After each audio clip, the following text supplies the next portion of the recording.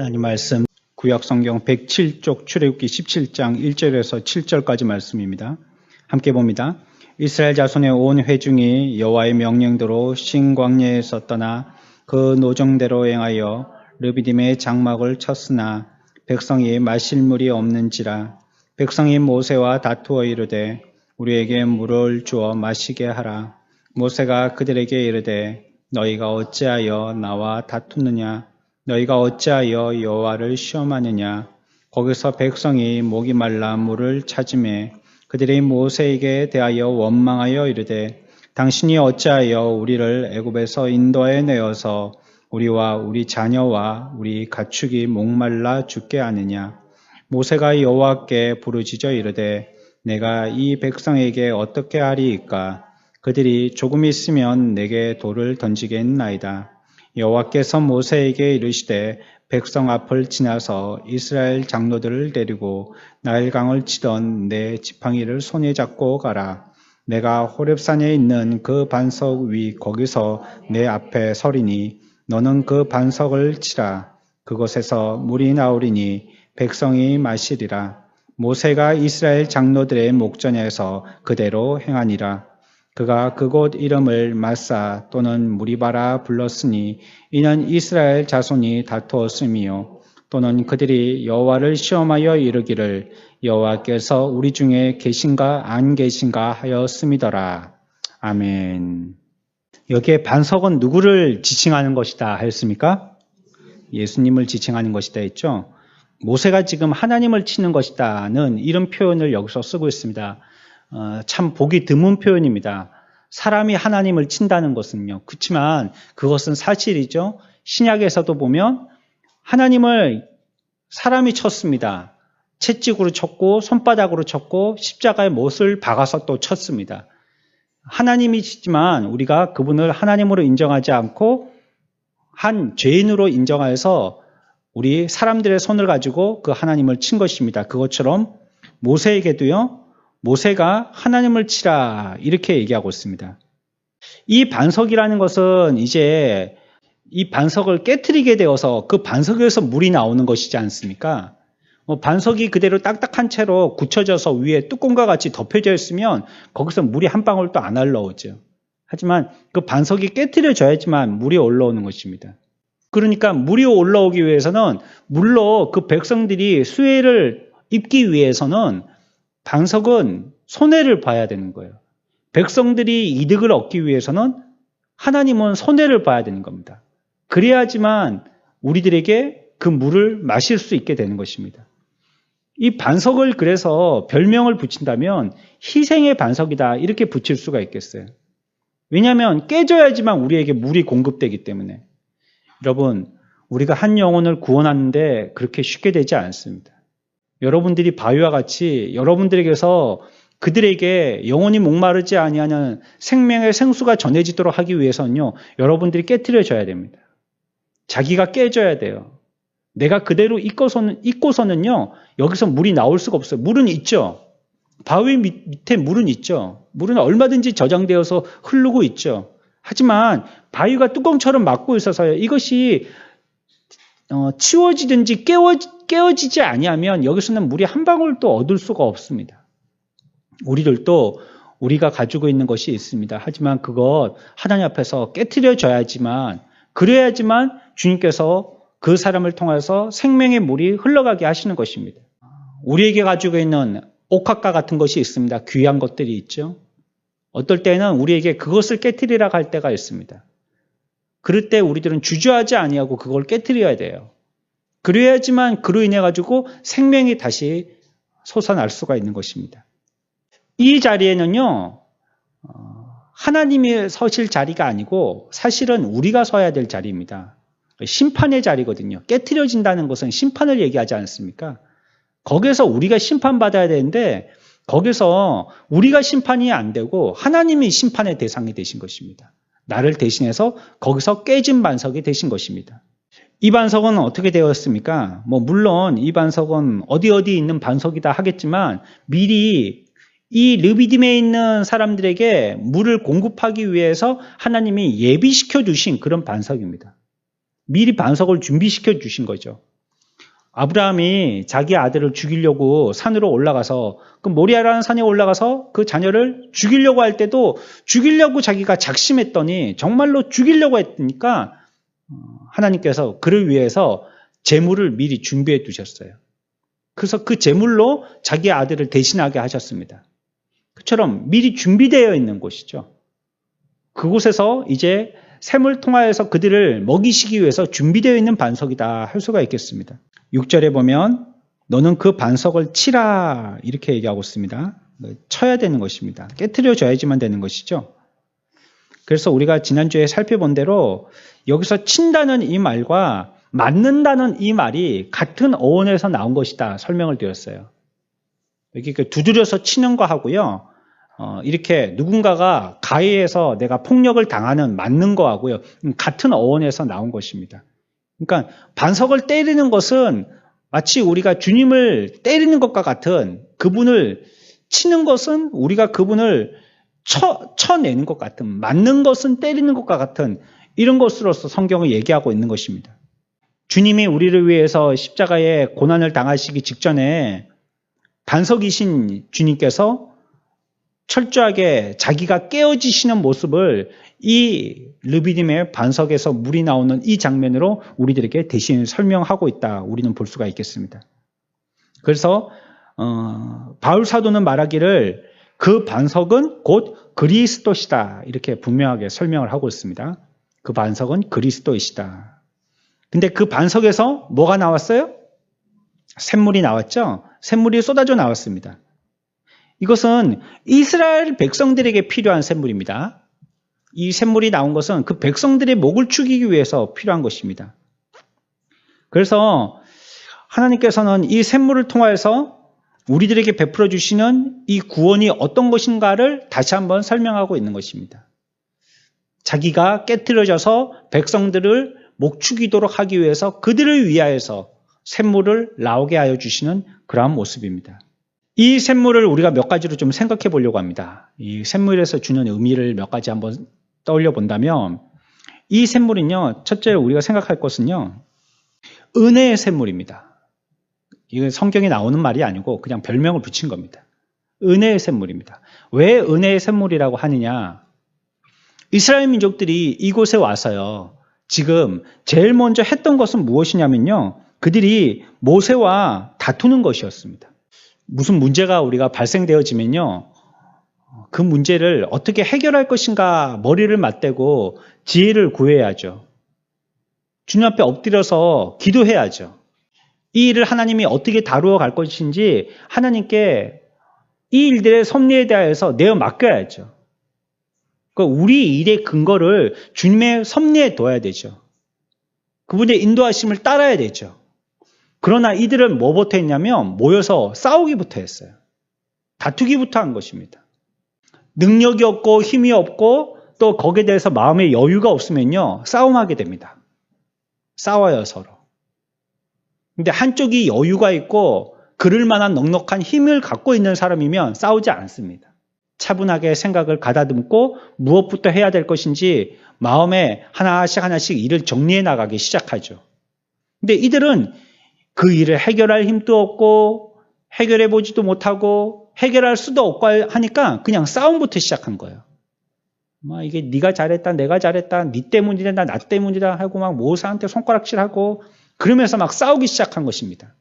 이전에 이들은 한번 홍해를 건너고 나서도 마라에서 이 물로 인한 사건에 큰 하나님의 교훈을 얻었다라고 우리는 배웠습니다. 그 시간에 이들은 잘 배웠죠. 그리고 그것이 얼마나 부끄러운 것인가를 바로 몇 걸음 안 가서 몇십 킬로 안 가서 엘림이라는 곳에 당도해서 자기들의 이전의 행동들이 너무나도 부끄럽게 느껴지도록 하나님께서 얼굴이 빨갛게 만들어 버리셨죠. 샘도 많게 나무도 많게 오아시스 넓은 데를 만나게 하셔서 그들의 지금까지의 불평이 너무 부끄럽게 만들어 버리셨죠. 하나님을 잘 배웠습니다. 이제 원망하면 안 되겠구나. 불평하면 안 되겠구나. 하나님이 나를 인도해 주셨으니까 이런 경우에도 하나님이 잠시 고난을 통하여서 이후에 하나님을 의지하게 하고 전적으로 하나님을 따르게 해서 그 가운데서도 또 하나님이 우리들에게 내려주시는 은혜를 체험케 하려고 하는 것이구나. 그거 그들이 배웠습니다.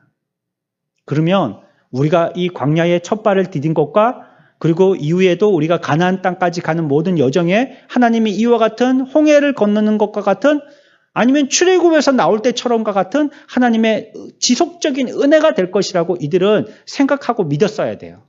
우리의 이러한 광야의 여정은 하나님의 은혜로 되는 것이다 라는 것을 생각했었어야 돼요. 그러나 이들은 그러지 못하고 있습니다. 사실 이들은 르비딤에서 물을 마실 만한 자격이 없습니다.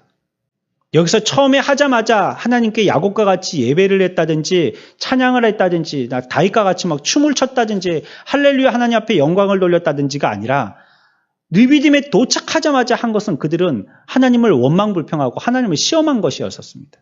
그의 인도자에 대해서 불평하고 자기들끼리 서로 다투고 그러면서 누가 잘잘못을 따져가면서 책임 증가하고 그러기에 바빴습니다. 이런 자에게 누가 물을 주겠어요? 여러분들이 물이 있는들 이런 사람들한테 주겠어요? 이전의 은혜도 생각하지 못하고 말이에요. 전에도 그렇게 여러 가지 죽을 고비를 몇 번이나 넘길 때마다 구원해주고 또 구원해주시고 하셨는데 새까맣게 까먹고 여기 와갖고 또 이전에 했던 그 악성을 그대로 드러내서 또 원망불평하고 이제는 노골적으로 하나님께 대해서 시험하면서 그분을 욕하고 있는데 여러분이 만약에 우리와 같은 하나님이 우리와 같으면 우리는 아마 물을 안 주려고 할 겁니다. 배은망덕한 놈 고생 좀 해봐야지 다음에 뭔가 조금이라도 은혜를 베푸면 그거 감사할 줄 알지 싶어서 그 은혜를 베풀지 않을 겁니다. 하나도 은혜 받을 만한 자격과 조건이 되지 아니하는 이런 자들, 여전히 하나님의 은혜에 대해서 기억을 망각하고 있는 자들, 죄를 짓기에 그렇게도 손과 발이 빠른 자들, 이런 자들은 정녕 은혜 받을 만한 여건과 해당이 안 되는 자들입니다. 그럼에도 불구하고 이들에게 하나님은 또 자기를 쳐서 물을 내는 하나님의 놀라운 은혜를 베풀어 주신 것입니다. 우리가 한 주 한 주 지나가면서 하나님 앞에 얼마나 큰 은혜를 받고 사는지 모릅니다. 입 빨리는 소리가 아니고요. 우리들이 얼마나 큰 은혜 가운데 살고 있는지 모릅니다. 하나님의 은혜가 없이는 우리는 살 수가 없는 자들이죠.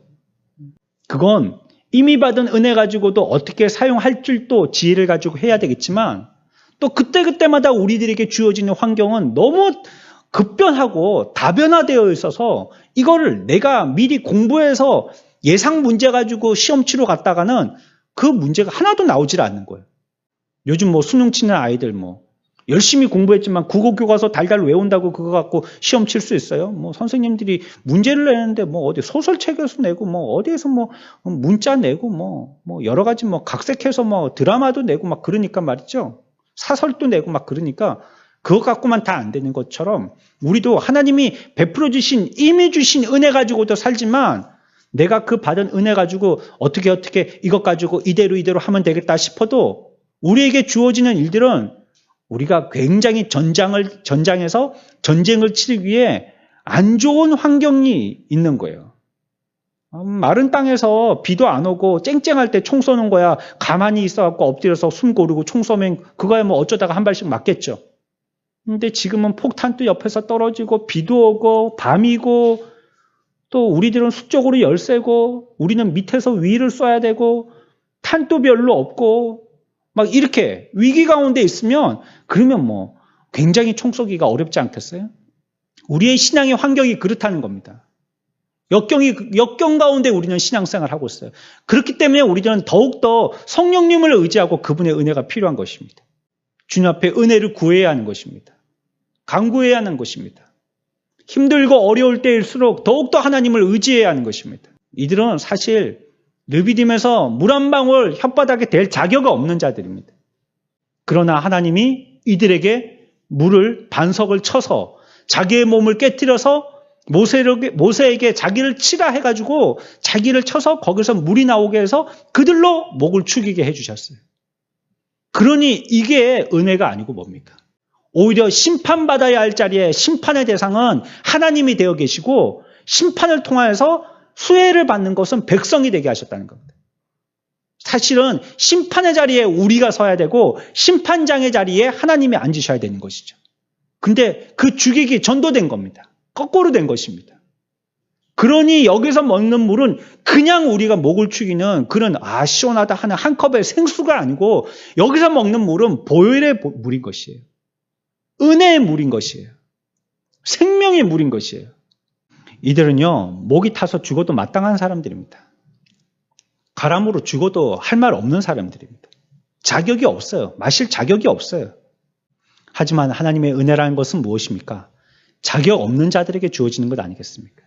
우리가 이와 같이 자격 없지만 하나님은 늘 우리들에게 그와 같이 은혜를 베풀어 주시는 겁니다. 하나님의 은혜에 대해서 여러분들 오해하거나 의심하지 마십시오. 우리는 늘 그래왔지만요. 앞으로 잘할 소망을 갖고 있는 자들이지만 우리들은 늘 그래왔던 자들입니다. 그래봤자 또 그 비슷하게 할 게 뻔한 자들입니다. 그러나 그렇다 할지라도 하나님의 은혜는 우리들에게 내려주시기를 중단되지 아니하실 것입니다. 우리의 모습이 어떠하다 할지라도 하나님은 끊임없이 우리들에게 베푸신 은혜에 대한 계획들을 중단하거나 포기하지 않으실 것입니다. 계속 우리들에게 은혜를 내려주실 것입니다. 그래서 우리들은 그 은혜로 사는 겁니다. 요즘 환경과 매칭시키지 아니하면 상품이 잘 안 팔리는 시대이지 않습니까? 뭐든지 환경과 같이 연결하여서 PR하고 물건을 만들어야 됩니다. 자동차도 환경과 이 자동차만큼 환경을 파괴하는 요인이 어디 있습니까? 지금까지 보통 공장에서 나오는 굴뚝의 연기하고 자동차에서 나오는 배기가스가 가장 큰 환경 파괴의 요인이었지 않습니까? 근데 이제는 자동차를 만들어도요, 환경을 생각하고 만들어야 돼요. 친환경적인 자동차를 만들어야 돼요. 그러니까 이제 연료도 이제는 석탄 연료가 아닌 이제는 배터리로 전기로 하게 한다든지 뭐 수소로 하게 한다든지 이렇게 해서 아니면 두 가지 연료를 같이 사용하게 한다든지 아니면 효율을 좋게 만든 조그만한 연료 가지고도 오랫동안 움직일 수 있도록 만든다든지 이렇게 하죠. 하나님이 우리들에게도 베풀어 주신 은혜가 있는데 이렇게 사람들이 이 일들에 대해서 환경을 자꾸 우리에게 주신 그 은혜들을 생각하면서 잘 가꾸고 다루고 쓰고 해야 되는데 우리는 이거 계속 지금까지 파괴해 온 거예요. 지금은 뭐 물론 그것이 우리의 후대에게 이 아름다운 광산을 물려주기 위함도 있겠지만 대부분은 상술이죠. 물건을 잘 팔려고 하다 보면 시대 트렌드를 읽어야 되니까 그것과 같이 가지 않으면 이 시대에는 이제 팔리지 않으니까 뭐 옷을 만들거나 기름 한 개를 만들더라도 그 기름 만드는 기술이라든지 옷 만드는 기술에 꼭 친환경적인 이런 방법들을 써야지만 그래야지 사람들이 설득되어서 그 옷을 사고 그 기름을 쓰게 되니까요. 우리는 계속 파괴만 했지 않습니까? 끊임없이 파괴범들이지 않습니까? 그럼에도 불구하고 하나님은 우리들에게 이와 같이 늘 그렇게 뭐 공기가 탁해졌다, 뭐 물이 오염되었다 이런 말들을 하지만 그래도 우리는 그 공기를 마시고 그 물을 마시면서 살고 있는 것입니다. 하나님이 우리들에게 은혜 베푸시기를 거두지 아니하시는 겁니다. 지속적으로 우리들에게 은혜를 내려주시는 것입니다. 우리 성경을 한 군데 찾겠습니다. 신약 성경 310쪽입니다. 에베소서 2장 8절 말씀입니다. 9절까지 한 목소리로 함께 읽겠습니다. 너희는 그 은혜에 의하여 믿음으로 말미암아 구원을 받았나니 이것은 너희에게서 난 것이 아니요 하나님의 선물이라. 행위에서 난 것이 아니니 이는 누구든지 자랑하지 못하게 함이라. 아멘. 믿음은요 무엇이라고요? 하나님의 선물이다 라고 얘기하고 있습니다. 우리에게 물을 주신 것도 하나님의 선물입니다. 이거 자기들이 땅 파가지고 물을 얻었다면 뭐라고 할까요? 자랑하겠죠. 우리가 여기 물이 있는 줄 알고 물을 팠더니 여기서 물이 나왔다고 자기 자랑하지 않겠습니까? 그런데 하나님은 사람들이 쓰는 그런 방법을 쓰지 아니하시고 사람들이 전혀 예상하지 할 수 없는 바위를 깨트리는 방법을 쓰셨어요. 그래서 우리들에게 물을 내게 하셨습니다. 자랑하지 못하게 하려고 하는 거죠. 행위로 볼 때는 하나님의 구원이 아니고 진노와 심판을 당해야 할 백성들입니다. 그래서 그럼에도 불구하고 그들이 이와 같이 바위가 깨지고 그 가운데서 물을 얻게 되어서 그들이 가람을 해갈할 수 있었던 것은 전적으로 하나님의 은혜다라고 말씀드리는 것입니다. 르비딤에서 바위에서 샘물이 터쳐 나오게 하신 하나님의 은혜의 샘물인 것입니다. 또 한 가지 우리가 이 르비딤의 바위의 사건에 대해서 생각해 볼 때는요. 이 샘물은 그저 작은 몇 방울의 물이나 몇 컵의 물이 아닌 것입니다. 이 물로 통하여서 겨우 목을 축일 만한 그런 작은 물이 아니었고요. 풍성한 샘물을 얻은 것입니다. 우리 성경을 또 한 군데 찾아봅니다. 시편 105편 41절 시편 105편 41절입니다. 같이 읽습니다. 반석을 여신즉 물이 흘러나와 마른 땅에 강같이 흘렀으니. 아멘. 이 샘물의 풍성함을 어떻게 표현하고 계시냐면 물이 흘러나와서 마른 땅에 강같이 되었다라고 얘기하고 있습니다. 마른 땅이 강같이 되기가 쉽지 않지 않습니까? 마른 땅에 웬만큼 양동이로 물 부어봤자 우리가 여름에 한여름 때학볕에 밭에다가 물 주면 그 물 온데간데 없이 증발하거나 금방 땅속으로 다 스며버리고 맙니다. 쩍쩍 갈라진 그 틈으로 물 쏙쏙 다 빨아당기고 말아요. 모이지는 않아요. 그런데 그런 마른 땅이 강같이 되어진다면 얼마나 풍성한 물이 있다는 말입니까? 우리가 읽었던 이 출애굽기 17장의 기사만 가지고는 물이 얼마만큼인지 우리가 조금 종잡을 수가 없겠어요. 그냥 물이 터쳐 나왔다 정도로만 우리가 표현하고 있기 때문에 그 물의 양이 뭐 몇 톤인지 몇십만 톤인지 우리가 잘 알 수 없지만 물이 흘렀다는 이 표현이 우리가 조금 덜 실감나는데 영어 성경에는 어떻게 번역되어 있냐면 물이 그냥 흘렀다라고 표현되지 않고 쏟아져 나왔다 이렇게 표현하고 있습니다. 쏟아져 나왔다. 그러니까 물이 요만큼 흘러가지고 뭐 요만한 병에 담겨 있는 것이 기울었더니 요만큼 흘러가지고 그걸 쏟아져 나왔다라고 표현하지는 않죠. 오늘 시편 104편에 우리가 읽었던 105편의 이 시편의 41절의 말씀과 같이 흘러 넘치는 아주 많은 양의 그러한 샘물을 성경에서는 표현하고 있어요. 그러니까 쉬운 말로 하면 펑펑 쏟아져 나왔다는 겁니다. 펑펑 물이 풍성하게 나온 거예요.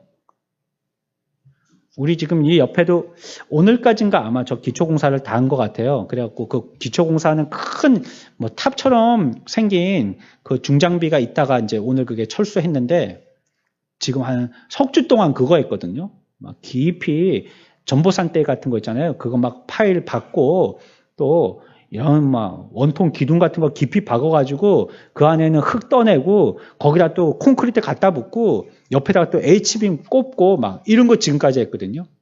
아마 이제 좀 있으면 땅을 팔 것 같아요. 이제 밑에 다 깊이 했고 했으니까. 그 처음에 할 때 뭘 하더냐면 그거 이제 막 파일 받고 이거 하기 전에 제일 처음 와서 한 일이 뭐냐면 그 지하수 파는 장비 있잖아요. 그거 가지고 땅을 이렇게 측정을 해서 이렇게 깊이 파보는 거예요. 어느 정도 깊이 넣어야지만 물이 나오는지 이걸 확인하더라고요. 그래서 한 2군데 정도. 저쪽에, 끝쪽에 한쪽 한번 또 뚫고, 또 우리 교회 쪽 건물이 있는 가까이, 또 여기 한번 뚫고, 2군데를 뚫어가지고요. 저는 그걸 파가지고 지하수를 쓰려고 하나 생각했더니 그게 아닌 것 같아요. 얼마나 깊이 파면 물이 나오는지 그걸 측정한 것 같아요. 그래서 한 하루 동안 그 2군데에 있는 물의 깊이를 측정하고 그 다음부터 이제 한 3주간에 걸쳐갖고 저렇게 파일 공사 해가지고 깊이 이제 털을 잡은 것 같아요. 이제 땅 팔 것 같습니다. 그때 보면 어디에서는 물이 그냥 펑펑 쏟아져 나온 데가 있어요. 그냥 물이 그냥 정말 온천에서 지하수 뚫으면 물이 막 뜨거운 물이 펑펑펑펑 올라오듯이 오늘 성경에 표현하고 있는 표현이 그런 겁니다. 펑펑 나오는 겁니다. 겨우 나오는 정도가 아니었다는 것입니다. 그래서 마른 땅을 강과 같이 덮이는 이런 역사가 나타나게 하신 것입니다. 그러니까 반석에서 물이 나왔다고 하니까 뭐 바가지 가지고 몇 바가지 이렇게 몇 바가지 이렇게 퍼낼 수 있는 그런 작은 양의 물을 갖다가 생각하기가 쉽지만 그 정도가 아니고 굉장히 왕창 쏟아져 나온 것을 얘기합니다. 그러니까 큰 그냥 물탱크에 수도꼭지를 틀어가지고 물이 펑펑 쏟아져 나오는 것처럼 그 정도의 양을 얘기하는 것입니다. 하나님이 우리들에게 베풀어 주신 은혜가 그런 것입니다. 우리에게 뭐 조금 뭐 한 컵 정도 되는 것이든지 아니면 뭐 한 양동이 정도 되는 것이든지 그 정도로 그치지 아니하시고 우리들에게 베풀어 주신 하나님의 은혜는 펑펑 쏟아져 나오는 것입니다. 하나님의 한없는 은혜 가운데 있는 것입니다. 이런 거 여러분들이 한번 시간 날 때 가만히 앉아서 묵상을 한번 해보십시오. 지금 나의 모습을 보면서 하나님께서 우리들에게 얼마나 큰 은혜들을 펑펑 내려주셨는지 한번 생각해 보십시오. 우리가 진짜 우리의 손으로서 흙을 묻히고 이마에 땀을 흘려서 일할 정도로만 우리가 하나님의 은혜 없이 그냥 살았다면 우리는 지금보다 훨씬 못했을 것입니다. 하나님이 우리들에게 끝없는 은혜, 물론 이 땅에 물질적인 것뿐만이 아니라 영적인 풍성한 은혜를 주셨죠. 우리가 전혀 받을 만한 상대가 못 되는 자들인데 우리들에게 하늘나라 백성이 되어지게 하고 우리를 대신해서 주님이 죽으셨다는 것은 엄청난 거죠. 하나님보다 우리를 더 사랑하셔서 하나님을 죽이시고 우리를 구원하여 주신 것입니다. 그 큰 은혜를 우리가 받은 자들인 것이죠. 그런데 대부분 보면 우리는 이렇게 샘이 터져서 바위가 터져서 펑펑 쏟아져 나오는 물 가운데 있는데 우리가 생활할 때는 어때요? 하나님은 이와 같이 펑펑 쏟아져 나오는 물 가운데 우리들을 있게 하여 주시고 우리들에게 그걸 허락하여 주셨는데 우리들이 살기는요. 하나님의 은혜를 약수터에서 한 컵 정도 먹는 정도로 뿐이 못 살고 있다라는 거예요. 펑펑은 어디서 나오는 건지 모르는 거예요. 도대체 어디가 펑펑이야 이러고 있는 겁니다. 그리고 우리는 그냥 필요할 때 가가지고 그냥 한 컵, 정수기에서 띡 하고 뭐 요만큼, 종이컵으로 요만큼, 그거 한 컵, 그거 먹고 일주일 생활하고, 그거 먹고 하루 생활하고, 그거 먹고 한 달 생활하고, 그거 먹고 1년 생활하더라는 것이. 하나님이 우리들에게 베풀어 주신 한없는 펑펑의 은혜를 받았다면 우리는 그 은혜에 푹 적셔져서 살아야 되는 것입니다. 우리는 겨우 명맥만 유지하고 목이 말라 죽지 않을 한 컵 정도, 죽을만 하면 한 잔 먹고 죽을만 하면 한 잔 먹고, 이게 우리의 실태라면, 이게 우리의 상태라면 우리는 지금 그 풍성한 은혜들을 제대로 맛보고 있는 것이 아니더라는 겁니다. 우리는 어떤 환경 가운데서 그래도 기뻐하고 즐거워할 수 있어야 됩니다. 이 큰 은혜를 받고 그 은혜를 기억하고 만끽하고 있는 자들이라면 날마다 즐겁고 행복하고 감사해야 되는 것이에요. 우리가 있는 우리의 어떤 삶에서도요, 환경이 문제가 아니라요. 내가 어떤 자인데 그냥 뭐 샘물에서 물이 터지지 않았으면 이들은 광야에서 그냥 목이 가라서 그렇게 욕할 정도로 예민할 만큼이나 목이 가랄 정도였으니까요. 며칠만 있었으면 이들은 뭐 다 죽는 거죠. 그런데도 그들에게 물을 마셔서 살려주셨지 않습니까? 이 큰 은혜를 받았는데요. 죽일 자를 갖다가 살려주시는데 심판은 오히려 하나님이 아니라 그들이 당해야 될 것인데 오히려 하나님이 깨져가지고 그들에게 은혜를 베풀어 주시고 한없는 물을 그들에게 펑펑 내려주셨는데도 불구하고 이것을 우리가 만끽하고 있지 않다면 이것조차도 우리는 하나님 앞에 지금 죄를 짓고 있는 겁니다. 주신 것을 감사하게 쓸 줄 알아야죠. 그 은혜 가운데 잠겨서 생활해야죠. 원망하고 또 불평하고 또 한숨 쉬고 또 후회하고 또 좌절하고 또 옛날이 좋았다고 옛날을 또 넋두리하면서 추억하고, 그러면 지금 하나님이 베풀어 주시고 지금을 통해서 앞으로 예정하신 하나님의 소망의 은혜들은 과연 뭐냐는 거예요. 옛날 것만 그렇게 좋았으면 지금 주시는 것은 뭐예요? 그러면 그거 갖고 우리가 뭐 사골 끓이듯이 우려먹어갖고 지금까지 사는 것입니까? 하나님이 오늘 우리들에게 베풀어 주시는 펑펑 넘치는 반석의 은혜의 물들을 우리가 풍성하게 마시는 저와 여러분들의 삶들이 되시길 축원합니다. 어떤 삶에서도 하나님의 은혜가 끊이지 아니하도록 우리들에게 베풀어 주신 그거 컵으로 먹어서는 안 되는 겁니다. 그 물에 잠수해서 그 물속에서 먹어야 되는 거예요. 발목을 잠겨갖고는 될 게 아니에요. 허리춤까지 올라가고 나중에 수영할 만큼이나 물이 넘쳐야 되는 것입니다. 왜요? 하나님의 은혜는 그렇게 우리들에게 허락됐기 때문이에요. 우리들에게 그런 은혜를 베풀어 주시고 계시기 때문이에요. 문제는 뭐냐? 우리가 컵 들고 와서 한 컵씩 쫄락쫄락 먹는 겁니다. 홀짝홀짝 그거 먹고 있는 겁니다, 지금. 정녕 하나님이 그걸 원하셨을까요? 그래서 반석을 깨트리셨을까요? 나무를 쳐서 거기서 나오는 즙을 먹게 하셨을 겁니다. 만약에 그렇다면. 펑펑 나와서 우리들이 누리도록 목을 축이고도 넉넉하도록 은혜를 주신 것입니다.